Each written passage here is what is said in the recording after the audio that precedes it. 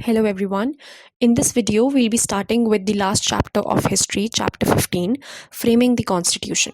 So, in the previous chapter, we discussed that India gained independence from the British colonial rule on 15th August 1947 after a long struggle. Right. Today, we have to discuss about the Constitution of India. We'll go through the process of how the Constitution of India was drafted. So, सबसे पहले, what is a constitution? Constitution या जिसे हम संविधान भी कहते हैं, in simple terms, is a document which contains certain rules and principles specifying how a country should be governed, how power should be distributed and controlled, and what rights citizens possess. So, in the previous chapter, chapter 13, we discussed that a cabinet mission was sent to India under the leadership of British Prime Minister Lord Attlee, right? A cabinet mission was sent on 15th March 1946, which was to make certain recommendations regarding the constitutional reforms to be introduced in India. So the cabinet mission comprised of three members, Lord Lawrence, Sir Stafford Cripps and A.V. Alexander. तो अब इस mission के तहत क्या हुआ? So the mission proposed to establish a constituent assembly which had two functions. First is framing of the Indian Constitution and second is to function as an interim government. ये सब हम पिछले चैप्टर में discuss already कर चुके हैं. So one thing we know is that the Constitution of India was drafted or framed by the Constituent Assembly, which was set up under this cabinet mission plan. Now let us see the background in which this Constituent Assembly met. So we've already seen that British India was divided into two separate dominions, India and Pakistan. So although India was free, it had been divided. So although we had gained independence, but it came at a great cost. Then the memories of the Quit India struggle were also fresh in the minds of people. We discussed what the Quit India movement was in the previous chapter as well.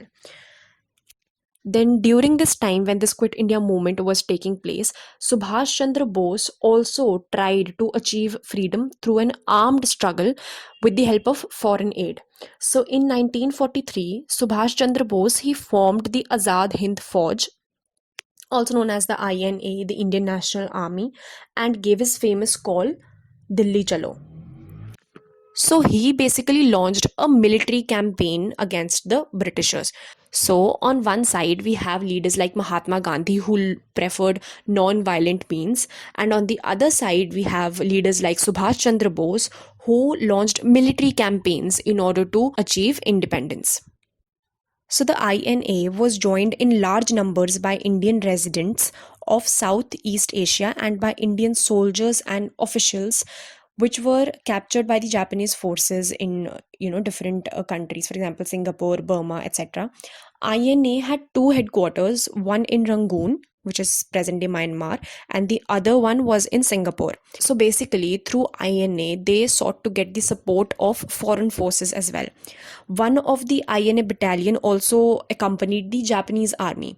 But क्या हुआ, ये INA का influence खत्म हुआ because of the Second World War where Japan was defeated, right? So that was the time when this particular initiative kind of faded, right? And then we all know that Subhash Chandra Bose is said to have been killed in an air crash on his way to Tokyo in 1945, right?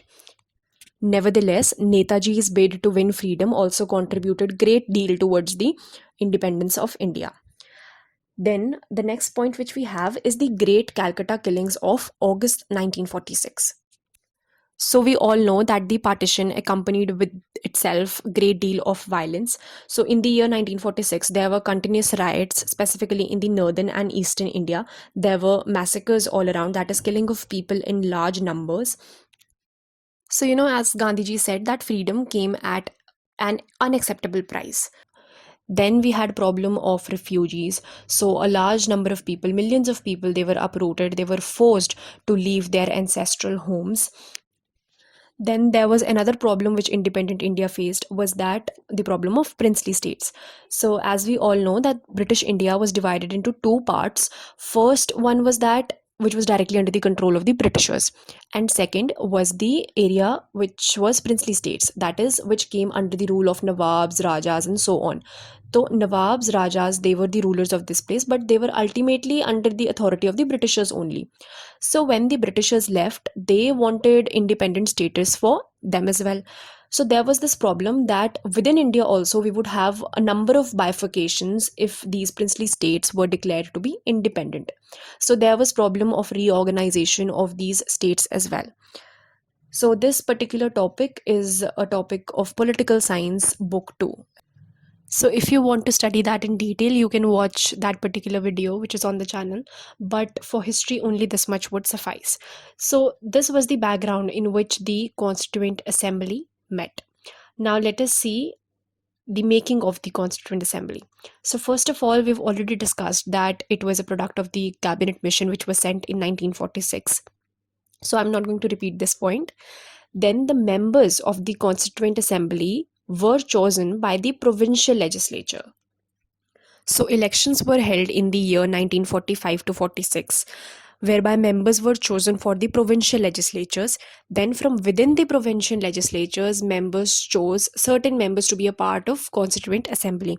So that way, the members of Constituent Assembly were not elected on the basis of universal adult franchise, right? Because it was kind of an indirect election. So, because in general elections, Congress got the majority, there was dominance of Congress party in the Constituent Assembly. So, almost 82% of the members in the Constituent Assembly were from Congress. Then the Constituent Assembly also had representatives of the princely states because their interests were also to be taken into consideration. However, the Muslim League was one which boycotted the Constituent Assembly. We discussed this in the previous chapter as well, that Muslim League was not in favor of participating in the drafting of the constitution, right? Because their demands were not met, so they boycotted this particular assembly. Now, we've seen that the Congress party was the dominant party in the Constituent Assembly. In spite of this fact, the Constituent Assembly was representative in character. It was accommodative of different views. Why? Because within the Congress itself, there were members coming from different backgrounds, coming from different areas, and having different opinions. For example, some of the members, they supported socialism, some supported capitalism. Then there were people who were close to communal parties, while other were those who were secular. So that way, within the Congress itself, there were people having different sorts of opinions, which gave this Constituent Assembly a representative character. This is also one of the reasons why Constituent Assembly was referred to as miniature India. As in, the diversity of India was reflected in the assembly as well. Then we also have participation by independent members, which means that they were not associated or affiliated to any single party. Then one interesting feature in the drafting of the constitution was that there was public participation. The assembly tried कि collective participation को promote किया जाए, in the sense कि जो भी discussions constituent assembly में हुआ करती थी, they were reported in the newspapers, they were publicly debated, people used to put forth their own opinions और उनको consider किया जाता था by the members of the constituent assembly, right? So in this sense there was collective participation, because ultimately constitution बनाई किसके लिए जाती है? The people of the country. Constitution की अगर आप starting पढ़ें, the preamble, it starts with we the people of India, which emphasizes on the fact that it is ultimately the people who are sovereign. It is the people who are supreme. So keeping that in mind, keeping the democratic spirit alive, the public was asked to send their views on what needed to be done. That is, people were asked what kind of rights they want, what kind of aspirations and hopes do they have from the government, from the country, for themselves. And considering all this, the constitution was drafted. So जो linguistic minorities थी, that is language के basis पे जो minorities थी, या religious या cultural minorities थे, they put forth their demands that we want the preservation of our culture or religion or language, whatever the case may be. People wanted special safeguards for themselves. For example, the Dalit community, who had faced so much of oppression in the past, they wanted special safeguards for themselves. So all of these things, they were taken into consideration and were incorporated in the draft of the Constitution of India. Then one another feature of the Constituent Assembly was that even women participated in this. For example, Sarojini Naidu was one of the members who was a part of this. Then there was expert opinion which was taken. There were law experts who used to intensively debate on different topics, on different ideas. Then there were constitutions and authors of different countries which were also referred while drafting the Constitution of India. So as you all might be familiar of the fact that Indian constitution is known as the bag of borrowing. That is, we have taken different provisions from different constitutions of the world. और ये ऐसा नहीं है that we have directly copied those provisions. If you read the speech of Jawaharlal Nehru while he was putting forth the objectives resolution, जो अभी हम आगे discuss करेंगे, you'll see that we did not directly copy pasted things from the constitutions of other countries, right? We molded them in order to suit our interests. For example, अगर हमें लगा that secularism is something which we must follow in our country, that is, the state should not have an official religion and everyone should be entitled to profess and propagate and practice any religion which they want. तो अगर हमें लगा that we want that particular idea to be incorporated in our constitution, तो हमने उसको western concept को directly अपनी constitution में नहीं लिखा. We moulded that concept of secularism to suit our needs. That is why you see that there is a difference between the western concept of secularism and the Indian concept of secularism, right? So you should always keep that in mind. So it took 2 years, 11 months and 17 days to draft the Constitution of India. The drafting of the Indian Constitution was not an easy task. It was a complex and elaborative task. And then, Indian Constitution is the lengthiest constitution in the world. So it was made sure by the members of the Constituent Assembly that interests of every section, every strata of the Indian society were met. Now let us move on to the composition of the Constituent Assembly. So some points of this topic we've already discussed, because जब हमने पढ़ा that Congress party was the dominant party, it comprised of members of princely states, etc. ये सारे points भी composition में ही आते हैं. That is, who all were part of the Constituent Assembly. But specifically we have to talk about certain members of the Assembly. So all in all, the Assembly comprised of 300 members, out of which we have 6 very prominent members, जिनके बारे में हमने अभी पढ़ना है. These people were heading some very important committees of the Constituent Assembly. तो Assembly के अंदर भी काफ़ी सारी committees थी जिनका task specify किया हुआ था. For example, there was this drafting committee, steering committee, committee on the rules of procedure, credential committee, union pass committee, Union Constitution Committee, and so on. So Jawaharlal Nehru, Vallabhbhai Patel, and Rajendra Prasad, they were representatives of the Congress. They were from the Congress party and they headed some important committees. It was Jawaharlal Nehru who moved the objectives resolution, which we will discuss later after some time. He also moved the resolution proposing how the national flag of India would be. Then Sardar Vallabhbhai Patel, who's also known as the Iron Man of India, he is mostly credited with the unification of India. He played a great deal of role in bringing together the different parts of India. Within the Constituent Assembly, he worked mostly behind the scenes. He played a very important role in drafting several reports and reconciling different opposing views. Then Dr. Rajendra Prasad, who was also the first president of India, he was the president of the Assembly. So initially we had a temporary president of the Constituent Assembly who was Dr. Sachidanand Sinha. However, then Rajendra Prasad was the one who became the permanent president of the Assembly. He also headed the steering committee of the Assembly. Then apart from this trio, we have 3 other members who played a very important role: Dr. B.R. Ambedkar, K.M. Munshi, and Aladi Krishnaswamy Iyer. So Dr. Bhimrao Ramji Ambedkar is also credited as the father of the Indian Constitution. He was the chairman of the drafting committee of the Assembly. That is the one which drafted the Indian Constitution, which wrote the Indian Constitution. Then K.M. Munshi was the chairman of the Order of Business Committee, and Aladi Krishnaswamy Iyer was the head of the Credentials Committee. So all these three members, they played a very important role in the drafting of the Indian Constitution. Also, Dr. B.R. Ambedkar was not in favor of the Congress ideology.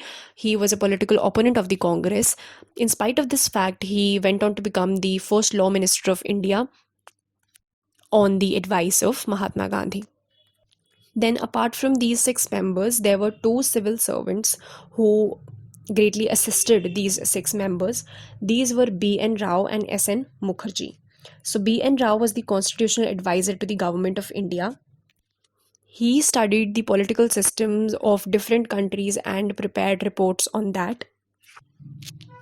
Then S.N. Mukherjee was the chief draftsman, which means someone who would make detailed technical plans about a thing. So, apart from all these people, there were other important members of the assembly as well. For example, G.V. Mavalankar, who was the head of the Committee on the Functions of Constituent Assembly. Then we have J.B. Kripalani, H.C. Mukherjee, and so on. So, all in all, the Constituent Assembly had 11 sessions that were spread over these 2 years, 11 months, and 17 days. The last session was in November 1949. So the Constitution of India was ready on 26th November 1949. But still it was not enforced on that particular day. और इसका reason हमने पढ़ा था पिछले chapter में when we discussed about Purn Swaraj, that the Constitution was deliberately enforced after 2 months, right? That is on 26 January 1950, in order to honor the date of Purna Swaraj, which was celebrated in 1930. So the assembly met on 24th January 1950 and they put on their signatures on the Constitution of India, and then finally on 26th January 1950 the Constitution came into force. So that is all for the first topic. Now let us move on to the next topic, the vision of the Constitution. So on 13th December 1946, Jawaharlal Nehru moved the Objectives Resolution in the Constituent Assembly. अब ये resolution क्या थी? It stated the aspirations and the values which were behind constitution making. It outlined the ideals of the Constitution of Independent India and provided the framework within which the work of constitution making was to proceed. तो जो भी basic ideals या aspirations हमारी constitution reflect करेगी, all those were stated in this objectives resolution. So the resolution stated the framework of the constitution. It stated the features of the Indian state, that is, it proclaimed India to be an independent sovereign republic. Then it also laid down the ideals of justice and equality which the Indian state was to uphold. So by this resolution, it was stated that every citizen of India would be guaranteed justice, equality, and freedom. Then there were safeguards which were provided for minorities as well. तो उनकी protection के लिए there were certain provisions which were made. For example, linguistic and cultural minorities के लिए a provision in the fundamental rights was made that उनके culture, उनके traditions को preserve किया जाएगा. Similarly, there are provisions to protect the interests of minorities in other parts of the Constitution as well. So it contained adequate safeguards for minorities, backward and tribal areas, as well as the depressed classes. Then it also reflected the ideals of integrity and fraternity, that is, unity and brotherhood. So to say that we shall strive to maintain integrity of the republic and promote universal brotherhood. Then governance of the country would be according to the rule of law. तो ये जो सारी provisions हैं, ये सारी reflected हैं in the preamble. Preamble is a kind of introduction to the constitution. Preamble को कहा जाता है एक तरह से a key to interpret the constitution, a guide to interpret the constitution, and is reflective of the philosophy of the constitution. तो ये जो हमारे पास second topic है, the vision of the constitution, इसमें preamble is a very important part because जो भी हम topics discuss करेंगे, that is जो भी हम terms use कर रहे हैं, वो सारी preamble में लिखी गई हैं. So I'll be discussing the preamble with you in brief after we complete the second topic. एक तरह से वो आपकी summary हो जाएगी इस topic की. Then, as I've already stated before, that the members of the Constituent Assembly took inspiration from countries all over the world. For example, they referred to the American and the French revolutions. So, in French Revolution, the important slogan was of liberty, equality, and fraternity, and you can even find these words in the Indian Constitution as well.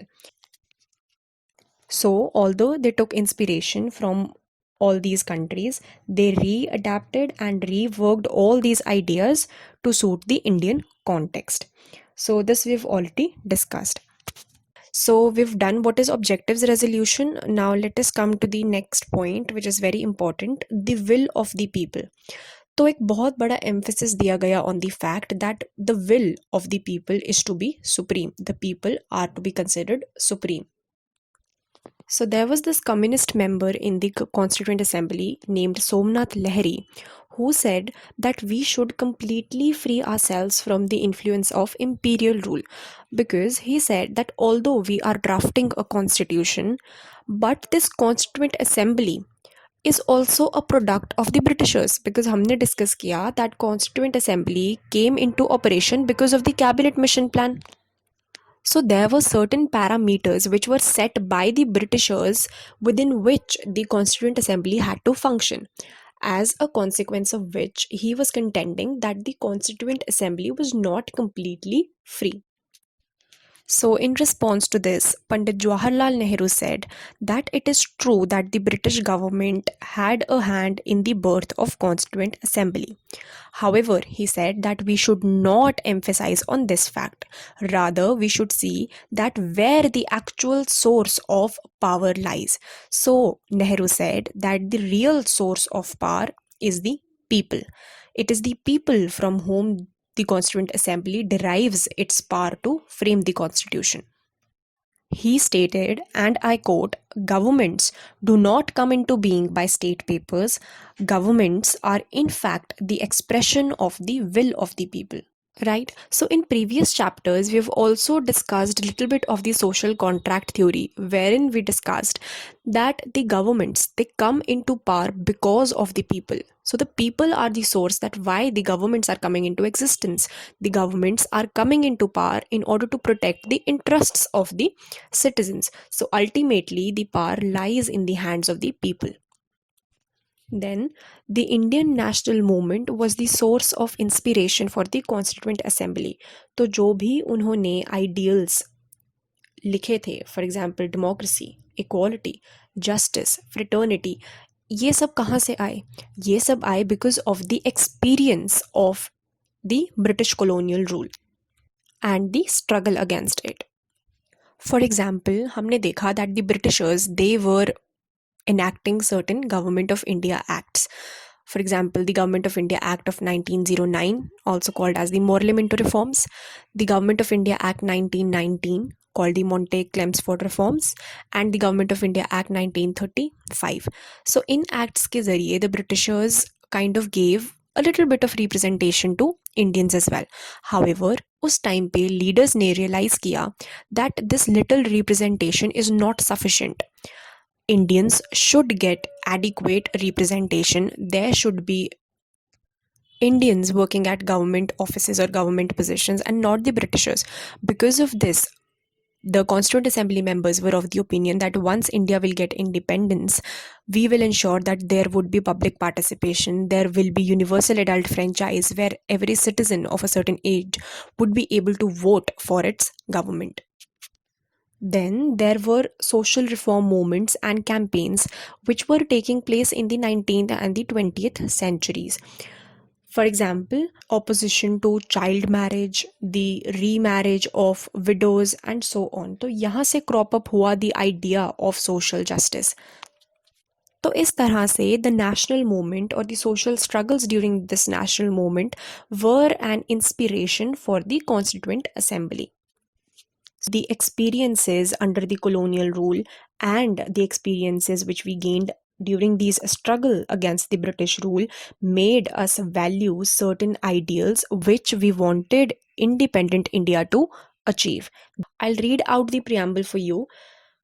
So the preamble is, we, the people of India, having solemnly resolved to constitute India into a sovereign, socialist, secular, democratic republic, and to secure to all its citizens justice, social, economic, and political, liberty of thought, expression, belief, faith, and worship, equality of status and of opportunity, and to promote among them all fraternity, assuring the dignity of the individual and the unity and integrity of the nation.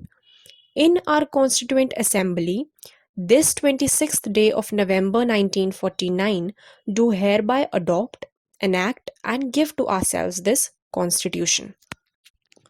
तो सबसे पहले preamble के जो starting phrase है that is we the people of India emphasising on the will of the people that is people have given to themselves this constitution तो constitution supreme नहीं है it is the people who are supreme so it is the people of India who have resolved to constitute India into what?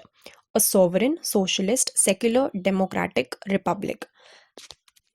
तो जब initially preamble बनाया गया था the constitution बनाई गई थी तो उस टाइम पे the words socialist and secular were not added these two words have been added by way of the 42nd amendment to the Indian constitution which took place in 1976. So sovereignty means that there is no sort of external influence. Socialism means that the means of production, they are owned by the government and not by private individuals. So socialism and economic equality. Secularism, we've already discussed, means that there is no official religion and every citizen is free to profess, propagate and practice any religion. Democracy, so we all are familiar with. And republic means that the head of the state would be an elected representative and not a hereditary monarch. So these are all the ideals which the Indian state stands for. Then the other terms which we have is justice, liberty, equality, and fraternity, which are all self-explanatory. Then integrity of the nation was something which was added again by the 42nd Amendment. So there has only been one amendment to the preamble, which was the 42nd Amendment of 1976. And then the last line of the preamble is in our Constituent Assembly this 26th day of November 1949. So as I've already told you that the Constitution was ready on 26th November 1949, but it was enforced on 26th January 1950. So it is stated that on 26th day of November 1949 do hereby adopt, enact and give to ourselves this Constitution. So some of the provisions of the Constitution which were extremely important were enforced on 26th November only. But when we talk about actual enforcement of the entire Constitution, it is 26th January 1950. So that is all for the second topic. In the next video, we'll be starting with the third topic, which is defining rights. Thank you so much for watching.